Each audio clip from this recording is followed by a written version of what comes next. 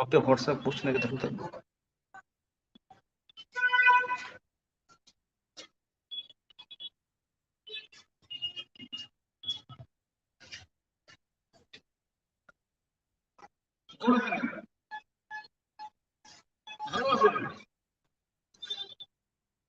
again we are in Veritas. Veritas means a Latin word, and Veritas in the English means truth. We are here to begin with the truth. And the subject today is quite strange to many. It might be political, it might be social, but if we concentrate on it widely and deeply, it's socio-political. So in the second edition of Veritas, me, Anamita Chakraborty, Bengal volunteers, and of us and all,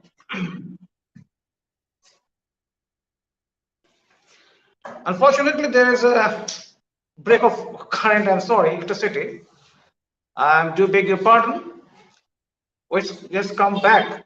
There are preparations going on to make this a good one. I'm sorry. We are concentrating on the subject of the present scenario of English education in Bengal. The state, which was once regarded as the prime, the state, the land, which in the British Empire, during the British regime, actually excellence in English education is now at the bottom. Is it at the bottom even? We are wondering these days. And to consider all these things, to study, to discuss, and to take a view on this, we are being joined by gentlemen. The gentleman, his name is Professor Champak Majumdar, an erudite individual and professor in the English literature discipline for decades at a stretch. He has been a very good friend of mine, but above all, his excellence in imparting English language to people, students of various sectors, be from class 10 to the graduates or being the postgraduates, is phenomenal. So to begin with, now we are having Champak Majumdar on the scene. Hi. Good evening, Champak. How are you? Well, good evening. I'm well, I'm fine, and many thanks to you, the team of Bengal volunteers, for inviting me in this discussion. Thank you very much. Well, Champak, being of the same age, and at me also from English literature discipline, unlike you, I'm not like you at least. Well, there was indeed a time when the state was known for its paramountcy, its erudition in the English language. Even in the British Empire, just a minute, even in the British Empire, and even into the years of independence, that was the decades of 50s and the 60s, English education had been given lots of concentration in the state. They were finest students from even the government schools. But now, what we are seeing at this moment is a completely different picture. The privatization of education has given rise to a private education industry where people are flocking to learn English language to do something better in their life, the professional means. But my first question to you, do you think there has been a degeneration of English language in the state of Bengal? Undoubtedly, there have been. I mean, as you have just stated, rightly pointed out, that this state, our state, Bengal, was the most anglicized state, for that matter. If we can put it in that way, it was the most anglicized state, and the Bengalis were the most anglicized race among all the Indian races. They were the ones who were most influenced by English education and the culture which it carries with it. Now, the point is, indubitably, there has been degeneration, and there are various factors behind this. So, what specifically is your first question? I mean, whether I agree with this statement that there has been degeneration in the imparting of English education in our state. Certainly. My first question to you is, do you agree to the point that there has been degeneration? Yeah, there has been. There has been. Extreme degeneration. Well, there has been a profound degeneration as accepted by you also. So my next question to be, please explain the intensity of degeneration to the audience and also to me. See, if I may go back to say 2000 or 2001, back then I was a student who was who was pursuing his masters in English itself. I remember pretty well that there were batchmates, students of English itself. I'm just telling you the thing, and you will automatically understand what I'm trying to say, actually, what points I'm trying to make. You know very well that in English curriculum, in honors, in masters, there's at least one compulsory paper on William Shakespeare, on his dramas, on his criticism, on Shakespeare criticism. Now, I remember pretty well that just on the eve of our Part 1 English examination, just the next day was the examination on Shakespeare, and many of our batchmates, all from Bengali medium schools, I discovered that they were reading something in Bengali. Naturally, I was astonished, if not shocked. And this was happening in the boys' hostel. At least in 4 to 5 rooms, the same thing was happening. So I got very curious to understand, to know what they were actually reading when the examination is tomorrow. And it was on Hamlet, King Lear, and 2 more other dramas. Then what I discovered was, much to my shock, that they were actually reading Bengali translations of Hamlet, King Lear, and The Tempest. Can you imagine?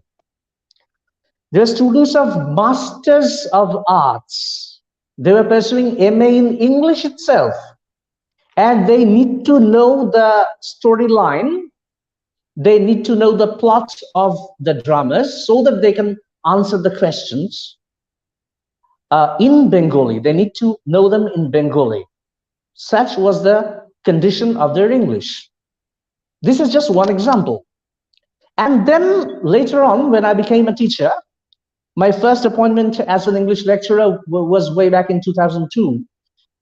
From then, I have been seeing this, the condition of English is pathetic.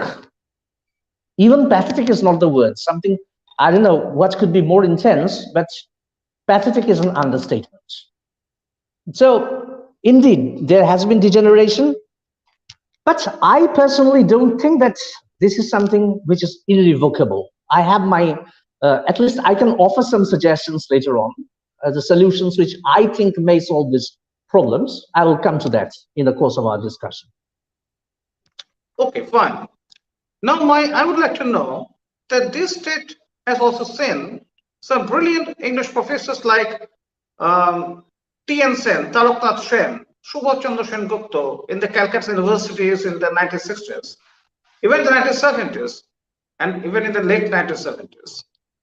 But at this juncture, I would like to know from you that a sudden withdrawal of English from class 1 in 1981-82 by the then Lieutenant government, according to the historians and according to political pundits, inflicted a heavy blow on the entire educational scenario, and that started to make the differences between the earlier ages and the modern one.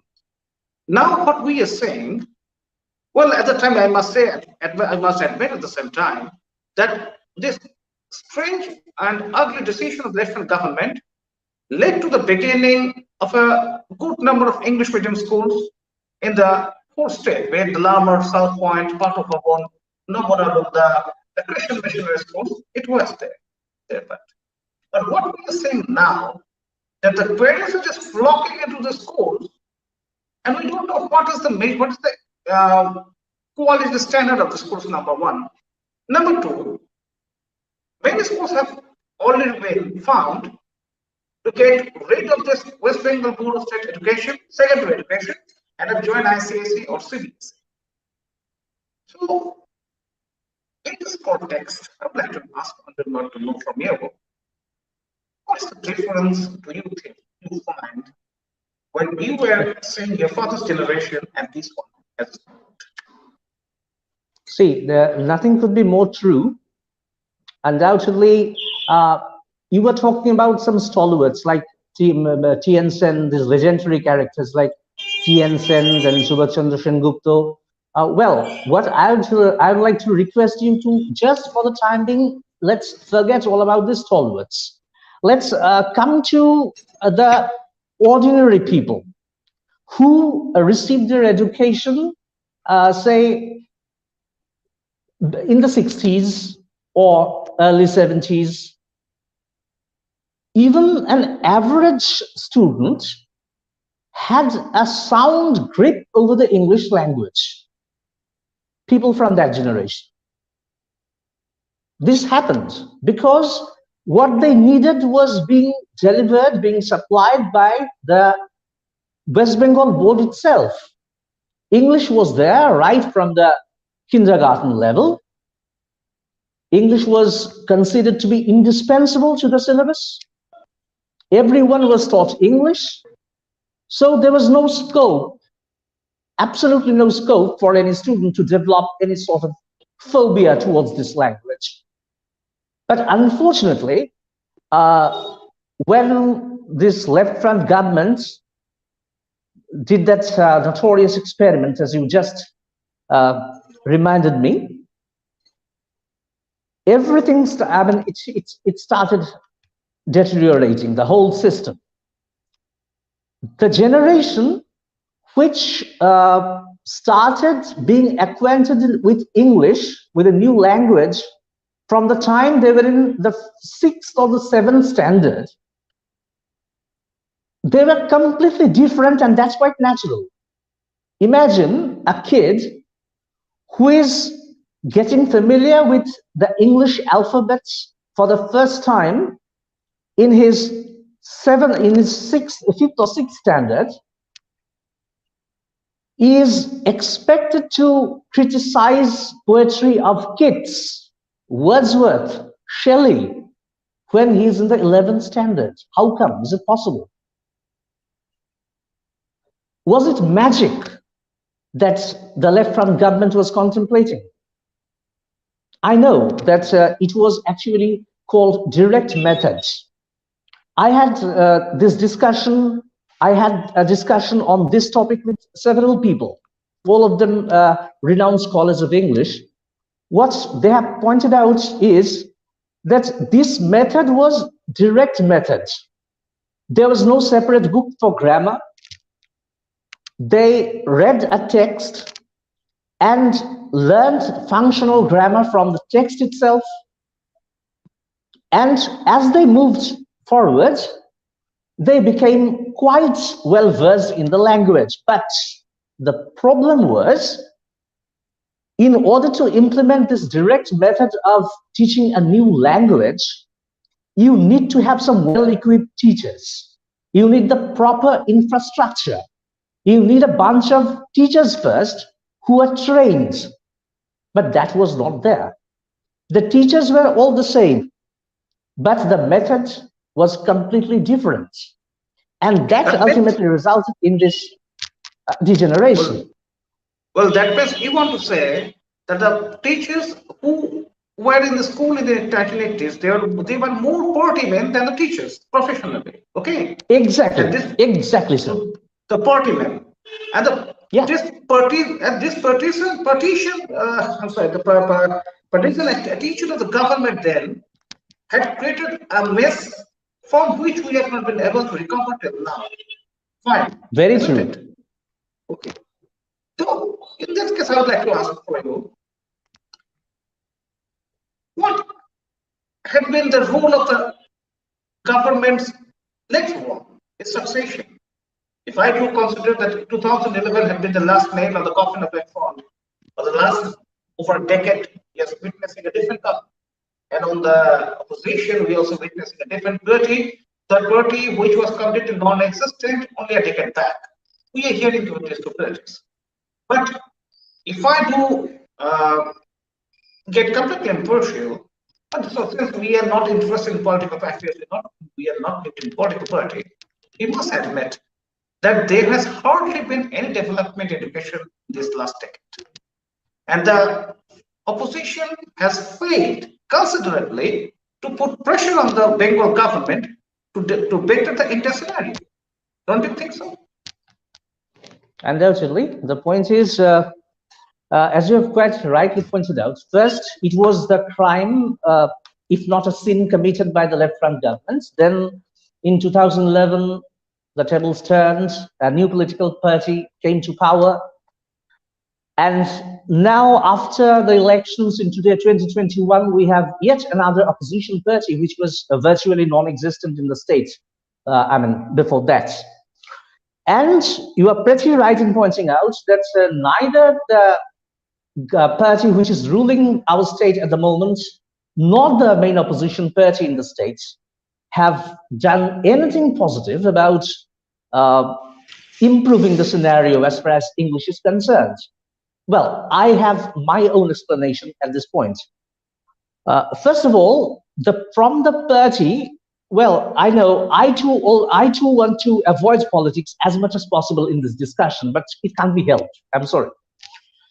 First is, as far as the ruling party is concerned, I think it will be extremely foolish on our part to expect anything positive in the field of education, because they don't give a damn.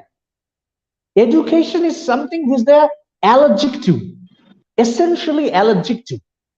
So as far as this particular organization, which we had better call a syndicate, you can't really expect anything positive, at least in this sector, education. And now we come to the main opposition party.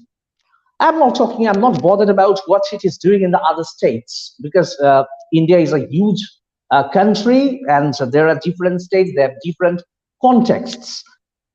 As far as the wing of that particular political party in our state is concerned, there are a few problems. So we see this on social media as well. On Facebook, I have come across many interesting quips and comments from a bunch, not all, but from a bunch of people who support this particular political party.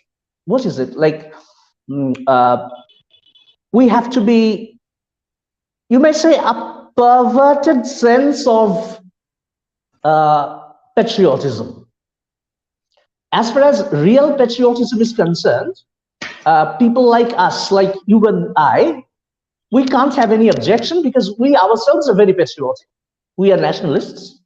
Everyone knows it. What I'm trying to say is, there are people in whom there is an indigestion of this concept of nationalism or patriotism. They don't understand it, what it actually is. That was their bigots. Do you want to use the word bigots? Well, yeah, exactly. They are bigoted. And so they somehow think that bothering too much about the teaching and learning of a language which used to be the language of our colonial masters is nothing but indulging in colonialism. I'm telling this to you with full responsibility. I have seen many such comments on Facebook coming from these people, as if they're not against the idea of studying a foreign language, but they are actually essentially anti-English language. because they think somehow it is threatening our, say, identity. So it is quite expected that they also haven't been able to do anything positive. I don't think they even want to, But at least in our states.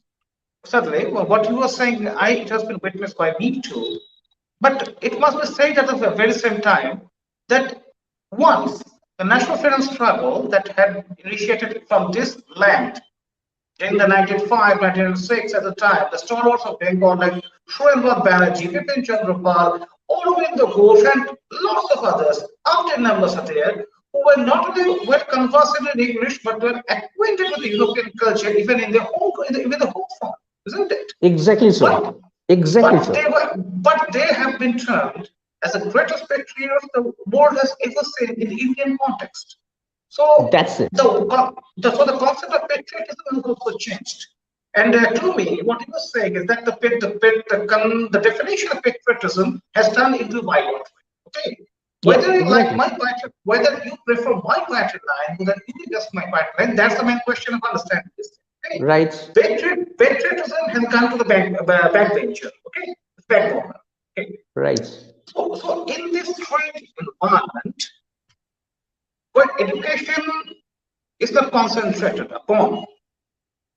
What we have said is rightly that the syndicate government has given a damn to this education. And what we witnessing, unfortunately, the opposition is also giving a damn to education context. Okay. Right. The last questions, the least concentration is being given upon the concept of education. But at the same time, when we look at the international context, we see it very concentrated, right? With the deep concentration should be found the English language is gaining its dominance more and more with each year it goes. Take for example, English happens to be one of the most powerful languages across the globe, thanks to Britain's world history, imperialism, and many things. But it's a reality that English is strong. And on the other hand, we have seen many controversies where the South Indian states has refused completely to absorb or adopt Hindi or talk in Hindi. I do know many persons who reside in Bangalore or in Tamil Nadu, they are from Bengal. When you say that when I talk to a shopkeeper in Bangalore, I find the person is listening to a Hindi song or watching a Hindi movie in the television set.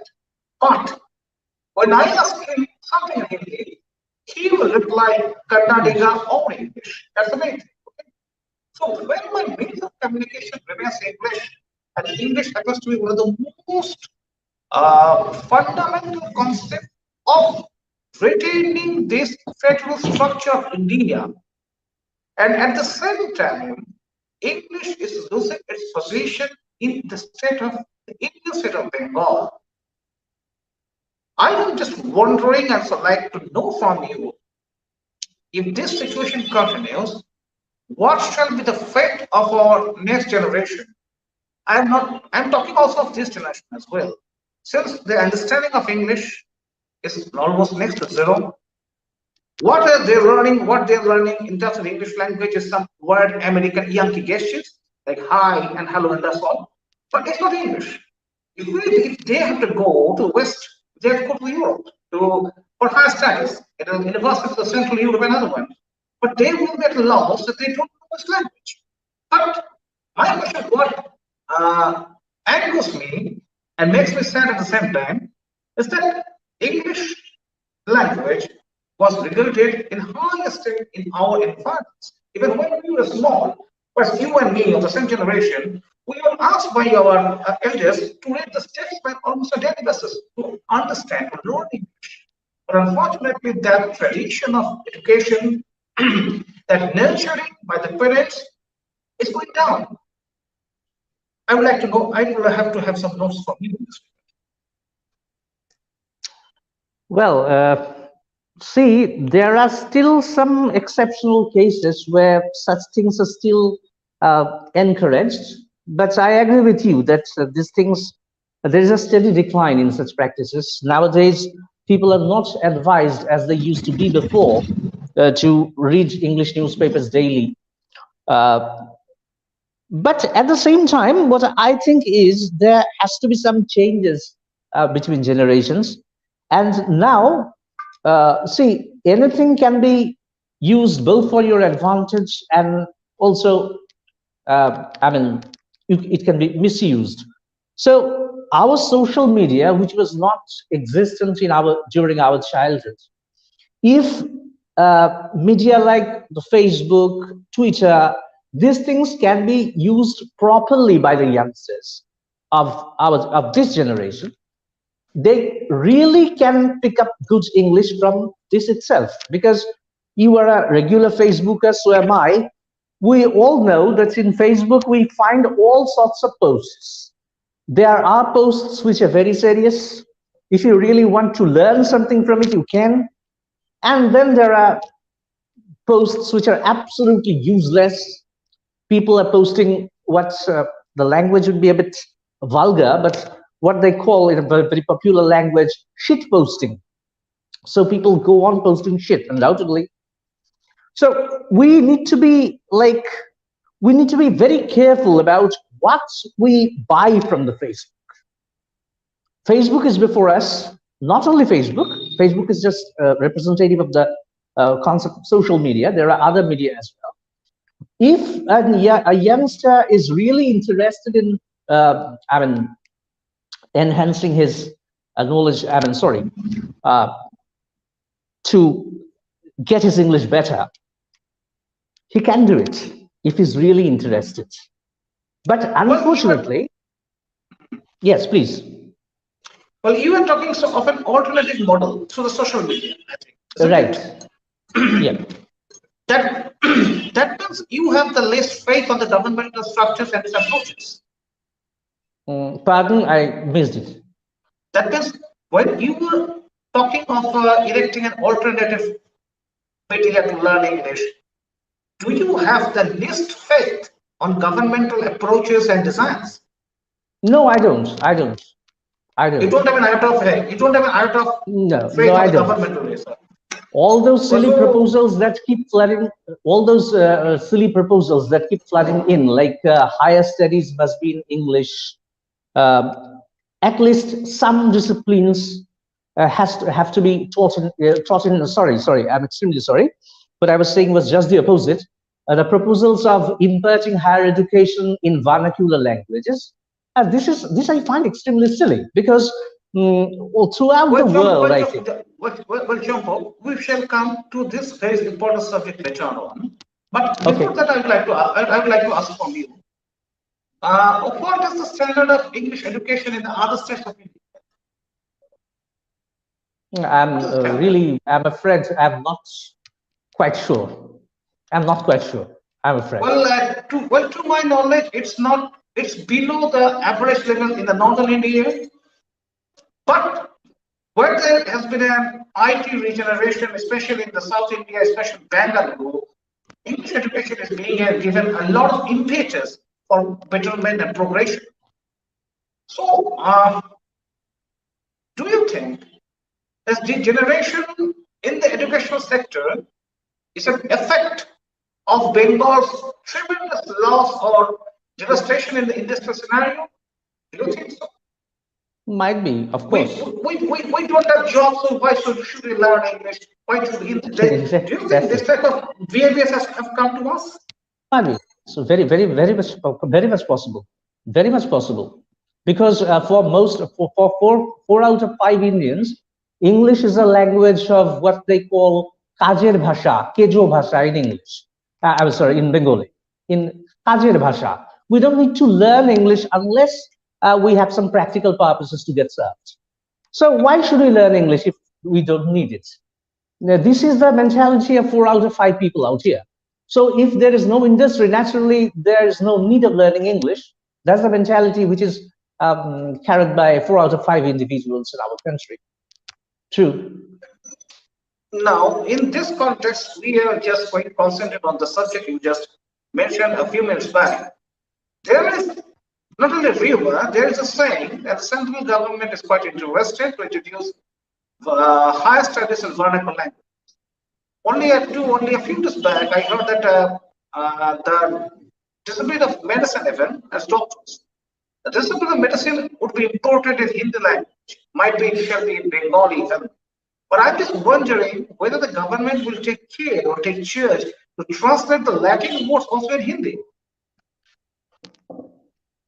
So the whole idea is, yeah. Now, do you think this is any feasible approach? Do you think it's possible? Do you think? Or is the government cracking jokes? Or is the government cracking jokes with us? Maybe, I'm not sure. But the point is this very idea of replacing English with vernacular languages, especially in higher studies, it's ridiculous, absolutely ridiculous. What it will do is, I mean, on the contrary, what it will do is, it will simply give birth to hosts of neologisms, weird neologisms. And when you compare these new coinages with their English equivalents, English will appear to be much easier than them. They'll simply, increase the bulk of the dictionary. Nothing more than that. And the whole thing will be complicated. English is absolutely irreplaceable, in my opinion, in higher studies, whichever discipline it is. So fine. So what can be done? What can be done? Well, if you want my opinion, I'm telling you, first, I know many people will not like it, but what I personally firmly believe in is English medium has absolutely no substitute. There are a few exceptional cases, and exceptions only prove the rule. You know it very well. So for the general people, there can't be any alternative. One has to go to an English medium school right from his or her childhood. This is number one. Number two, it must be ensured that the English they learn over there is really English. As you were saying just a few moments ago, English medium schools are mushrooming nowadays. Why? Because our generation, many of our generation have faced the music. Thanks to their Bengali medium background, they have found themselves at a loss in many places. They have been very poor communicators. It has led to their humiliation many a time. They have learned from it. And now they are naturally, they do whatever it takes to send their children, their wards, to English medium schools. But what type of English medium schools are they sending them to? Not all English medium schools are the same. You know it very well. Being a student of one of the best English medium schools in Calcutta, you know it very well that being English medium in itself is not enough. The school has to do justice to what people know about it. That is, it is an English medium school, and real English has to be taught over there. Now there is a problem which many people may say at this particular point to me, that does not that suggest forgetting your own language and your own culture? No, I don't think it is.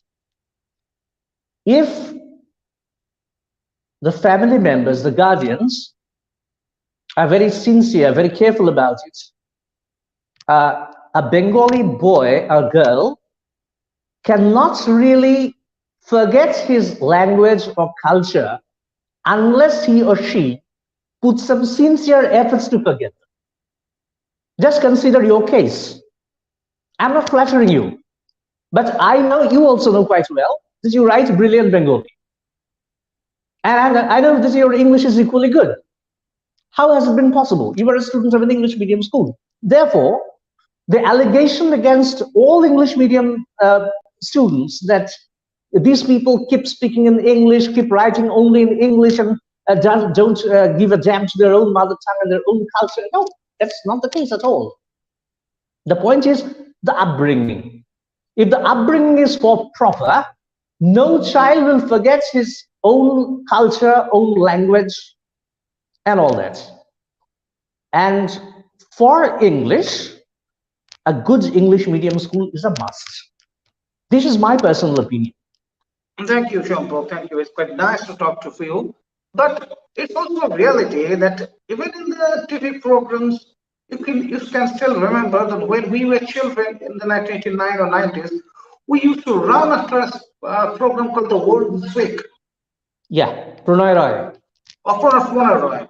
It was not only excellent, but it was too informative for us at the time. Right. Okay. Right. And the way it was conducted was just beyond. Yeah, he was a brilliant presenter.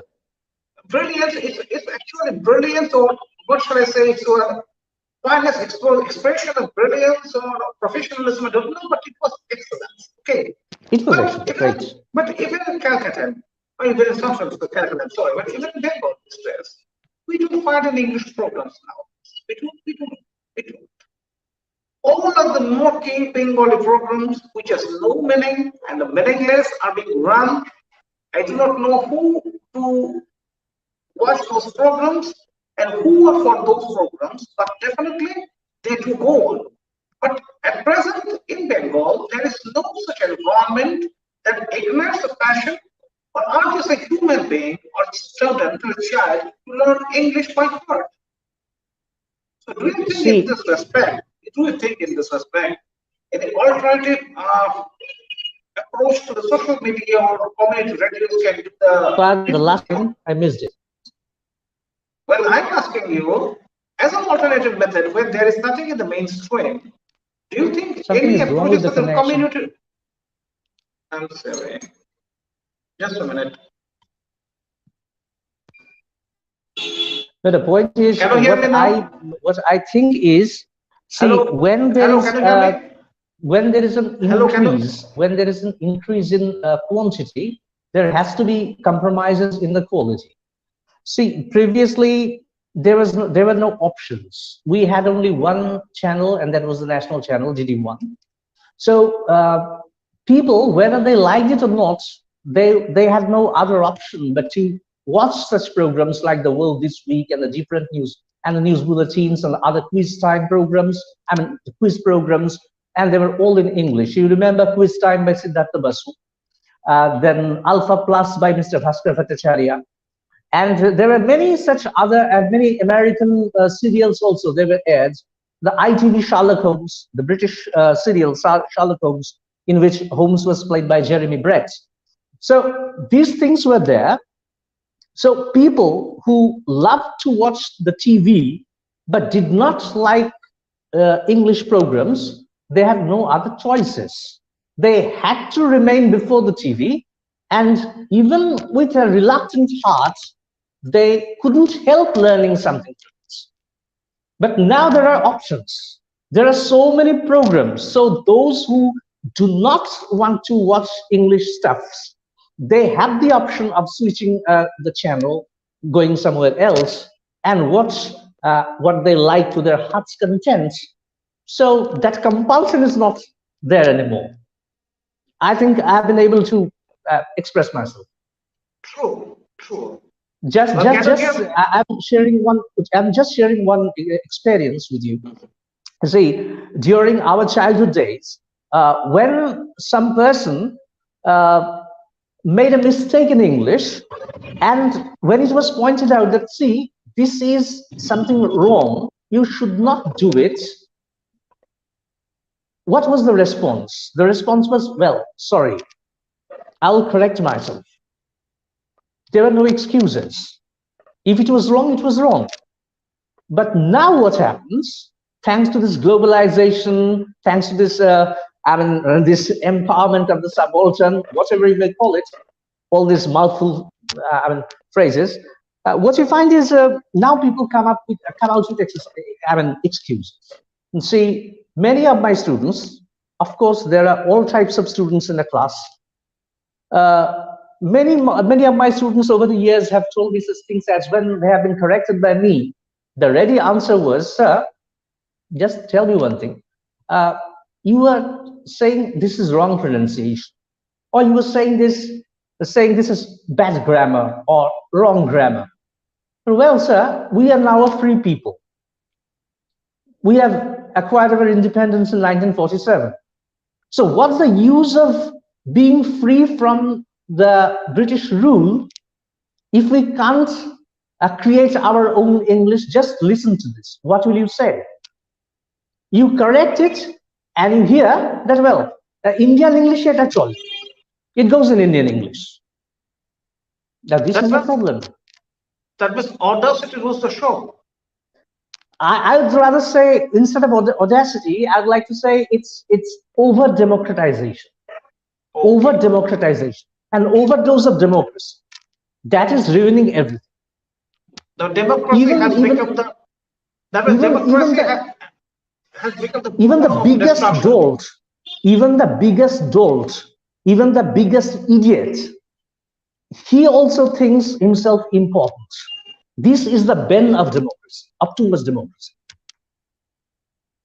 The people who should be in a dictatorship have been given democracy. That's the main pain for us, isn't it? Right. Well, Champak, let me point to something else. Only just before this program, I was just going through YouTube and I came across lots of channels trying to import English for the students. But I encountered at least 8 of those, but almost all are bit atrocious. The persons who were speaking on English, their pronunciations are not only worst, but the weirdest thing I ever heard in my life.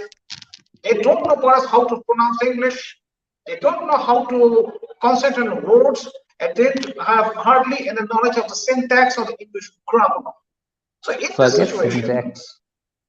this situation, when in the era of globalization or internet revolution, when the students from class 5 or 6, unlike us, are getting acquainted with YouTube videos from the very beginning, they are being learned, they are learning all this nonsense. All this nonsenses, I am repeating the word nonsense. So what can be the alternative method to brush aside these nonsenses and bring the real form of English education for them? We need, I think it's time we introduced a little bit of conservatism again.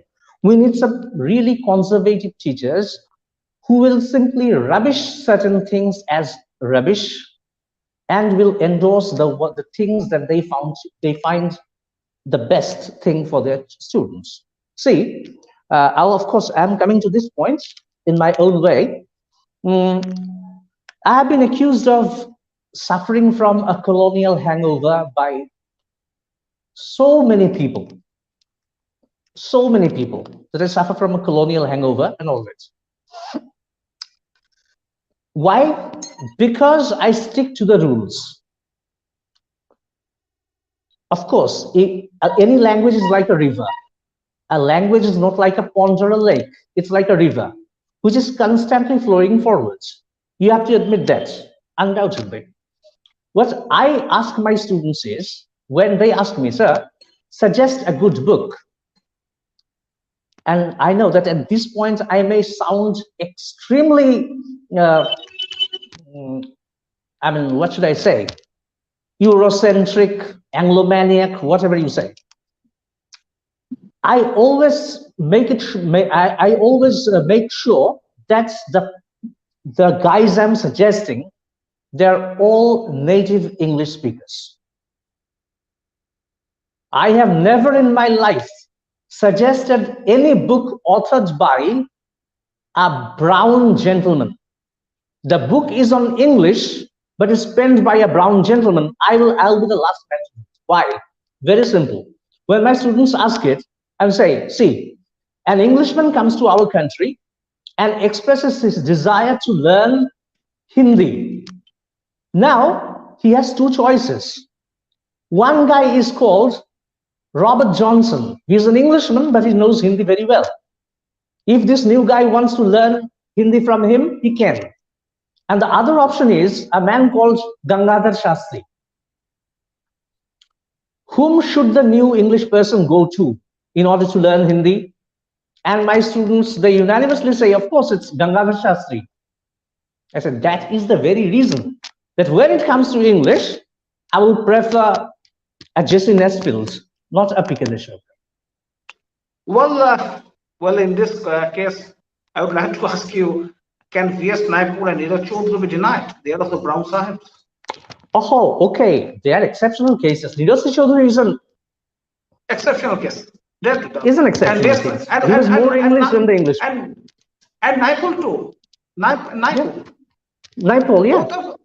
Both of them. Yeah, they are exceptional cases. And both of them have outsmarted the British traditions and the English culture, being not British, isn't it? Rather they have out-Britished the British. Certainly. So for that reason, I've used the word outsmarted, isn't it? Yeah, so, exactly. Well, okay.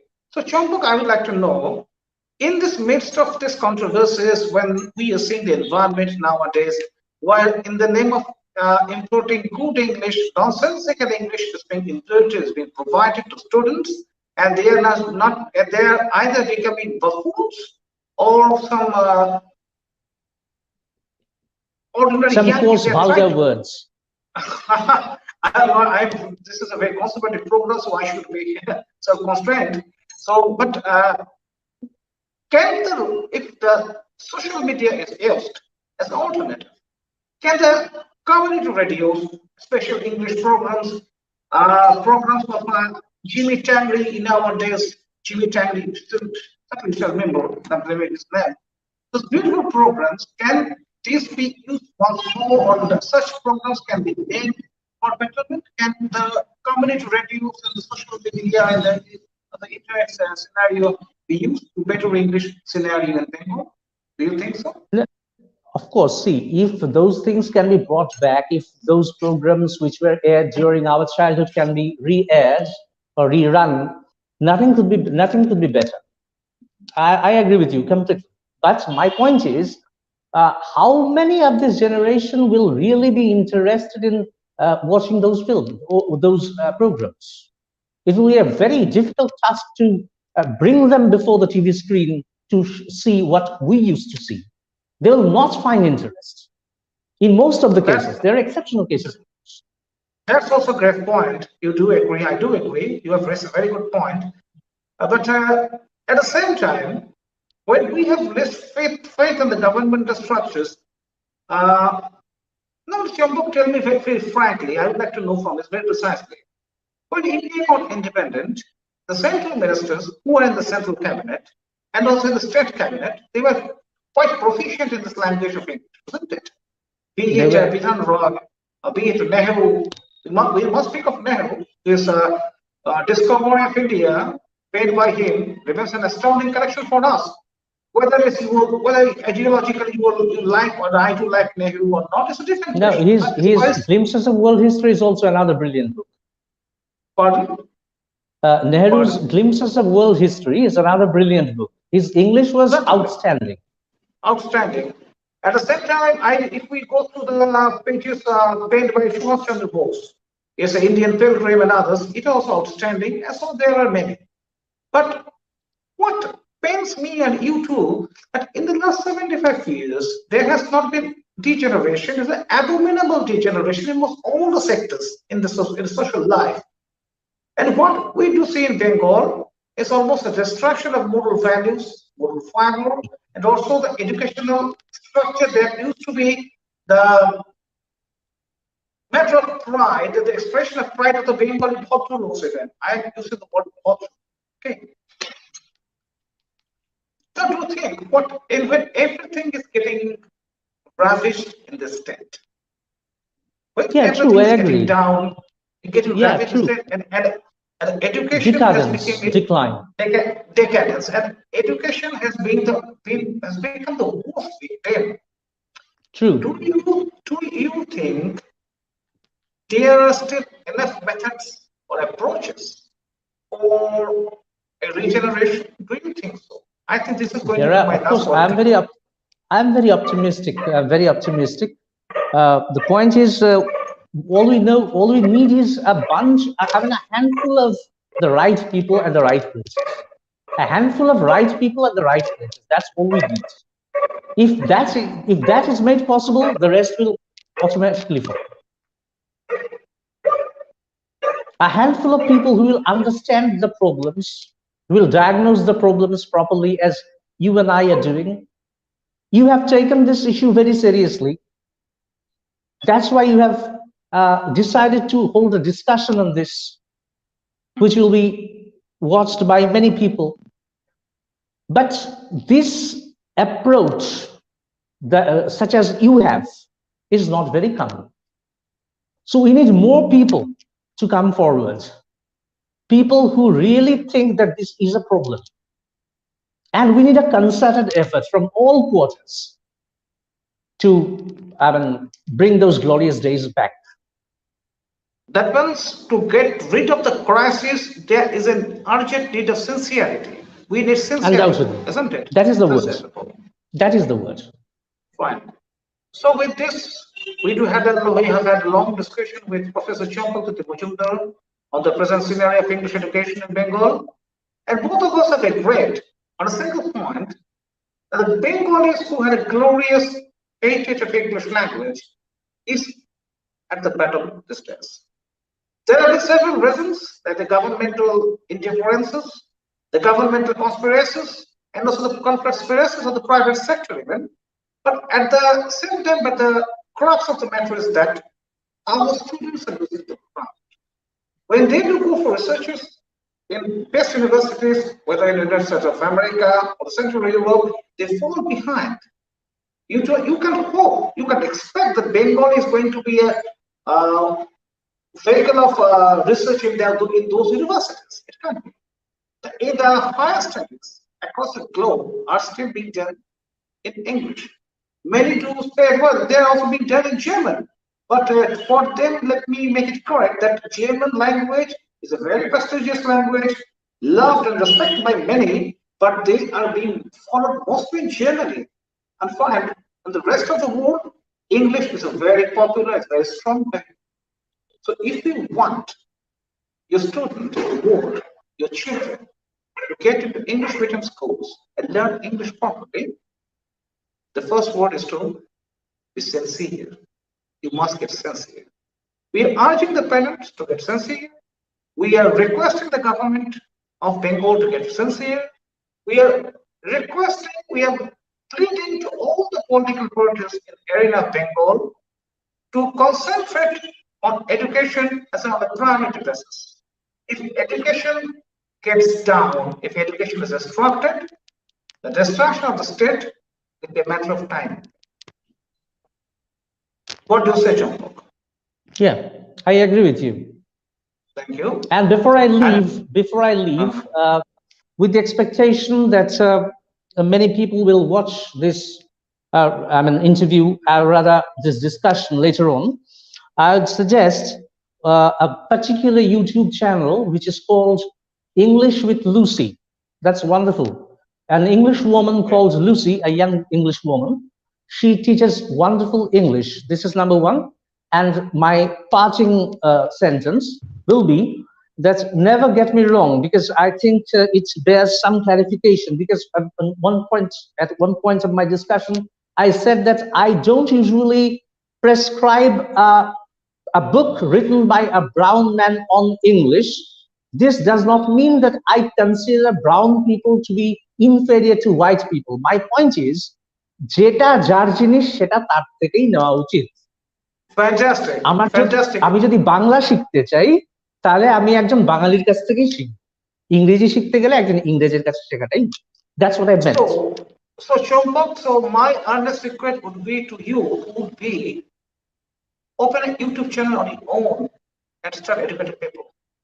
Okay? Okay, thank you. I'll think over it. So with this, we have come to the end of the show. Hope you have liked. If you do not like, please let us know so that we get more conscious and get more sincere of our own fact and to make the destiny of the posterity a stable one. Thank you. Thank you very much. Thank you. Good night. Good night.